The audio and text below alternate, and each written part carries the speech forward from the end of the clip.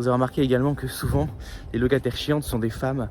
Et généralement, ce sont des femmes qui vont vous pourrir pour toute une série de détails insignifiants. Et donc là, mademoiselle commence par me saouler parce que, en soi-disant, les draps sont trop synthétiques pour elle.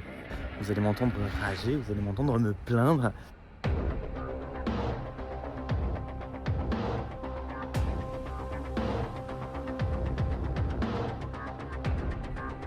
Les emmerdes arrivent toujours par escadrille, les problèmes n'arrivent jamais seuls.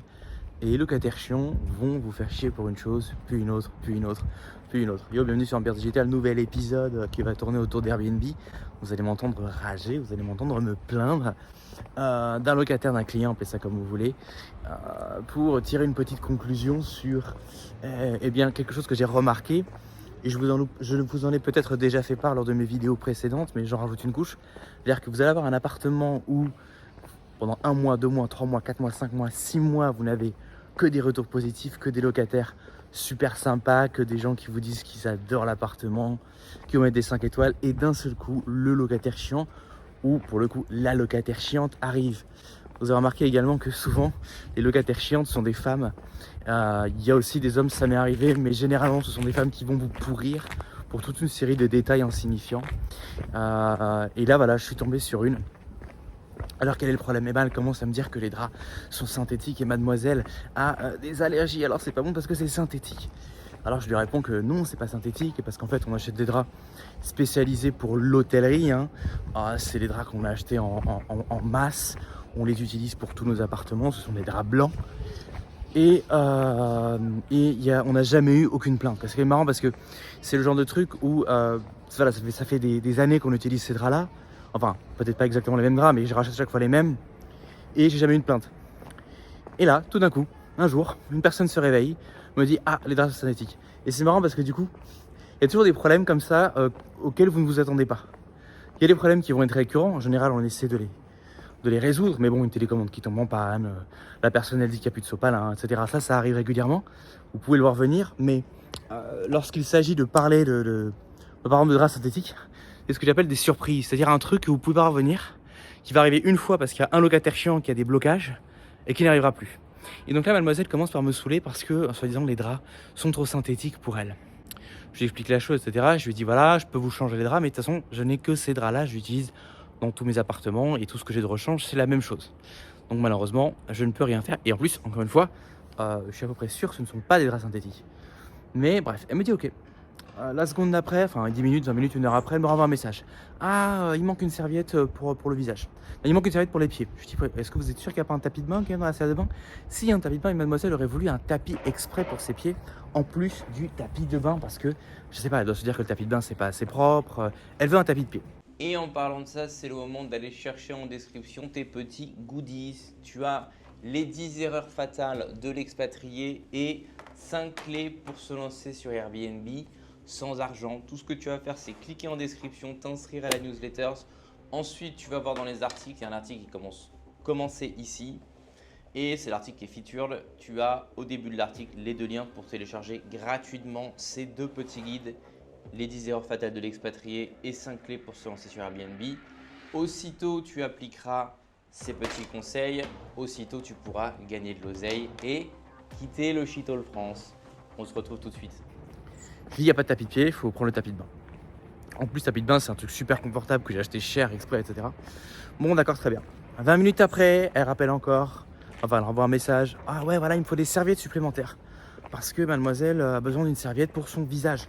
Donc, et là, pour le coup, la femme de ménage, je sais pas pourquoi elle n'avait pas mis les petites serviettes. Normalement, on a 2 grosses serviettes plus une petite serviette. Et là, il n'y avait pas la petite serviette. Et ben, il a fallu que ça tombe sur la locataire chiante. Elle s'en est immédiatement plaint. J'ai pas la petite serviette pour le visage. C'est une violation de l'hygiène. Je peux pas utiliser la même serviette pour mon corps et pour mon visage, etc. Très bien, je vais vous apporter les serviettes cet après-midi. Et là, encore une fois, encore un problème. 1 heure après, voilà, Internet marche pas, etc. Machin. Et là, pour le coup, c'est marrant parce que, vous voyez, c'est des gens comme ça qui sont des nids à emmerde et qui vont attirer les problèmes sur eux. Ça s'explique pas scientifiquement, mais c'est comme ça. Le problème des serviettes, du linge, de machin, tout ça, c'est lié. C'est juste une personne chiante qui va faire chier pour toutes sortes de détails. Mais Internet, c'est pas vraiment de sa faute. Elle aurait pas pu prévoir qu'il y a un problème d'Internet. Et puis, effectivement, s'il y a un problème d'Internet, il y a un problème d'Internet, il faut le régler. J'appelle Orange et Orange me dit qu'effectivement il y a un problème dans le quartier, à savoir qu'il y a une coupure, il y a une panne, ils sont en train de la résoudre. Bon voilà, c'est tombé sur elle et c'est pas de sa faute.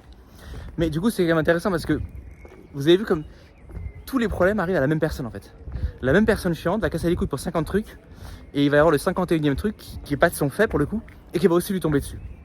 Et là, quand vous êtes, quand c'est vous le manager du Airbnb, vous êtes dans la merde parce que là, c'est à peu près sûr. Hein. Une pétasse comme ça, c'est sûr qu'elle va mettre une mauvaise note, même si j'ai tout fait pour essayer de résoudre le problème. Et voilà, c'est comme ça. Et vous allez avoir des locataires comme ça. Et c'est pour ça d'ailleurs que si vous regardez sur Airbnb, même les appartements, on va dire les plus luxueux, les plus chers, où vous regardez les reviews, il n'y a que des gens qui disent l'autre était super sympa, l'autre était à notre écoute, l'autre a répondu. Mais il y a un locataire comme ça à un moment donné qui met un 2 étoiles, qui met un 13 étoiles. Parce qu'il n'y a pas des locataires fous, généralement des locataires folles. Qui vont décider de vous pourrir tout simplement. Alors on pourrait suspecter que c'est peut-être un compétiteur qui vient et qui fait exprès. Honnêtement je ne pense pas, je pense qu'il y a juste des gens comme ça qui des fois sont mal lunés, ils arrivent au mauvais endroit au mauvais moment, ou bien ils ont juste un sale caractère et ils vont vous pourrir la vie. Un autre exemple que j'ai de ça, c'était le problème que j'ai eu avec une complètement folle qui dès son arrivée déjà commence à me pourrir pour le check-in. Je n'ai jamais eu de personne dans cet appartement qui se soit plaint pour le check-in. Mais madame n'arrivait pas à trouver le parking, n'arrivait pas à trouver les clés, machin, etc. Ça marche pas. Elle te dit que voilà, c'est trop difficile pour elle de trouver, c'est pas un bon check-in, etc. Bon, je suis désolé, vous devez être la 30e personne à prendre l'appartement. Vous êtes la première à péter un câble là-dessus. Très bien, admettons, elle aime pas le check-in, elle est peut-être un peu gogol, elle s'est perdue dans le garage, elle est pas contente. Elle s'est pas arrêtée là. Machin, elle a trouvé une tache de graisse de 2 mm de large sur la plaque de cuisson. La plaque de cuisson qui a induction, donc en général un truc assez propre quand même. C'était une toute petite tache qui certes n'aurait pas dû être là, mais enfin c'est quand même pas un scandale. Parce que l'appartement, j'avais quand même eu le temps de passer dedans avant, j'avais pas vraiment checké le ménage de manière minutieuse, mais j'avais regardé et l'appartement était quand même relativement propre. Machin, etc. Il y a une plaque de cuisson, elle était pas contente. Ensuite, elle a trouvé 3 poils, un petit peu de poussière sur la table de chevet, elle était pas contente. Je lui ai dit écoutez, voilà ce que je vais faire. Comme elle pétait un câble, elle était hystérique. Hein. Je lui ai dit allez, il y a un hôtel juste à côté. Je vous paye une nuit d'hôtel, d'accord, qui va vous coûter, qui d'ailleurs m'a coûté. Donc je disais, je vous paye une nuit d'hôtel et je vous renvoie la bonne demain matin à 9h du matin. Elle va revenir, elle va retourner nettoyer pour vous, etc. La bonne revient, renettoie tout, la meuf revient de son hôtel.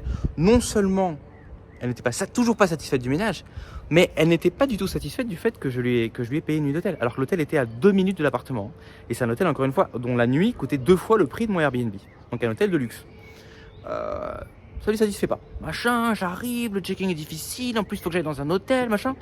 J'avais envie de lui dire, mais c'est pas qu'il faut que tu ailles dans un hôtel, c'est que t'es une folle, et j'ai été assez gentil, assez con même, pour te payer une nuit d'hôtel pour que la femme de ménage refasse un nettoyage. T'étais pas obligé, t'aurais pu rester là et pas casser les couilles. Finalement, elle a pété un câble, elle est devenue complètement folle, et elle a tout simplement annulé son booking. Elle a annulé le matin, dans l'après-midi même. Quelqu'un a pris l'appartement. Vous comprenez bien qu'entre un matin et un après-midi, l'appartement il n'a pas changé d'un millimètre. D'accord. La personne qui a pris l'appartement juste après, dans l'après-midi, elle est restée 3 jours je crois. Elle m'a dit que c'était le plus bel appartement dans lequel elle ne soit jamais restée.